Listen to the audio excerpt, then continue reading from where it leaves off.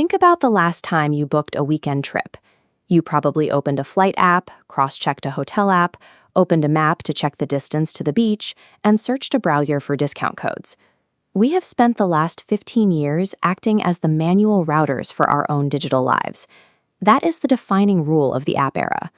From 2010 to 2025, software sat perfectly still. It waited for you to make a decision, find the correct interface, and tap the right button to execute it. We are reaching the limit of that manual model. Instead of clicking through 5 separate applications to assemble a vacation, users are beginning to simply state their intent. Book me a trip to Goa this weekend, under 12,000 rupees, near the beach. This friction is becoming a bottleneck. As tasks grow more complex, the multi-app workflow is being pulled toward a single, proactive environment, where stating intent is faster than navigating through 5 different interfaces. To understand how this works, we have to separate a standard AI chatbot from an AI agent. A chatbot is designed to answer questions and generate text. An agent is designed to understand a specific goal, make decisions, and take autonomous action to achieve it. This transition is already treated as an inevitability by the architects of the technology. OpenAI CEO Sam Altman recently stated that most apps will be replaced by agents. When given a goal like increase sales this month, the agent connects to your CRM, identifies cold leads, and drafts personalized outreach automatically. It handles the specific reasoning steps that used to require a human operator. The machine is no longer a passive calculator or a search index. The actual burden of execution, the step-by-step logic required to complete a task, has been transferred from the human mind directly to the software. The first place this takes over is the web browser. Agentic browsers are being built to autonomously navigate the internet on your behalf.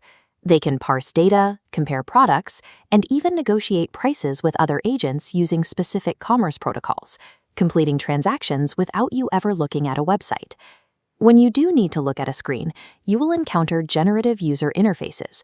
Software will stop serving static layouts designed for average user segments. Instead, the system will instantly generate a custom layout in real time, built specifically around your current context and immediate goals. This proactive assistance is moving off the screen and into the physical world through agentic wearables. Devices like smart bands and augmented reality glasses are designed to be always on, continuously sensing your environment to offer support before you even ask for it. These devices rely on multimodal listening. By processing live audio and visual data, like the inflection in a conversation or the objects in your field of view, the agent maintains persistent, real-time context of your surroundings. Collapsing text, audio, and visual data into a unified memory allows organizations to move past broad consumer segments. Every interaction can be tailored to the individual's specific history and immediate environment in real time. But for these agents to work, the underlying architecture of corporate software has to change.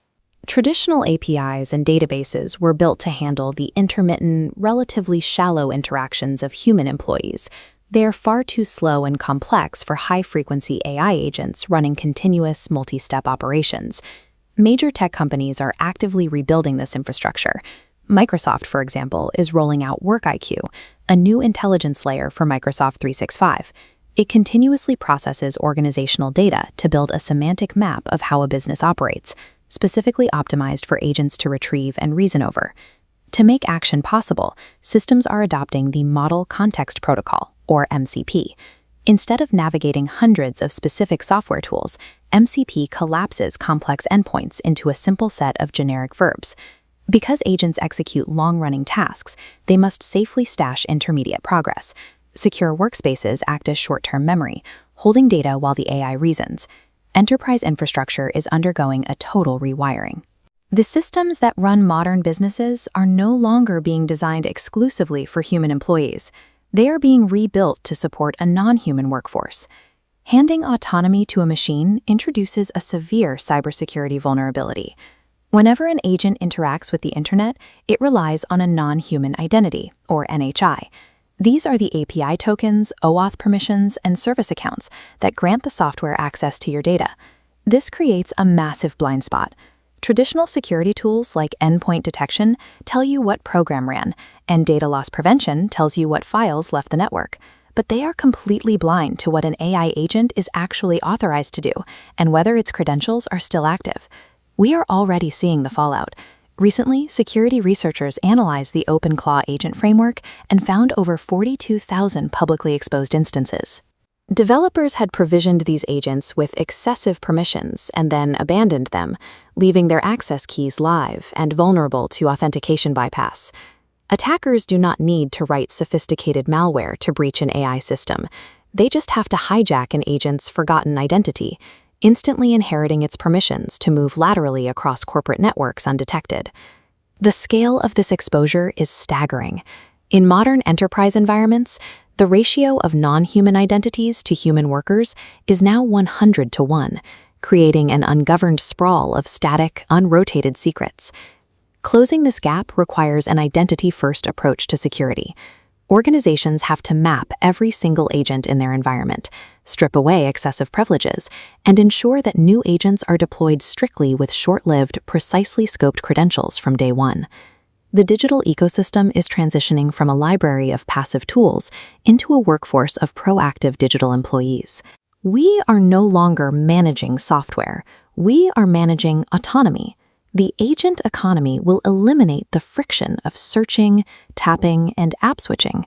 But to safely harness that power, we have to govern our machines with the exact same scrutiny and strict access controls that we apply to the human beings sitting right next to us.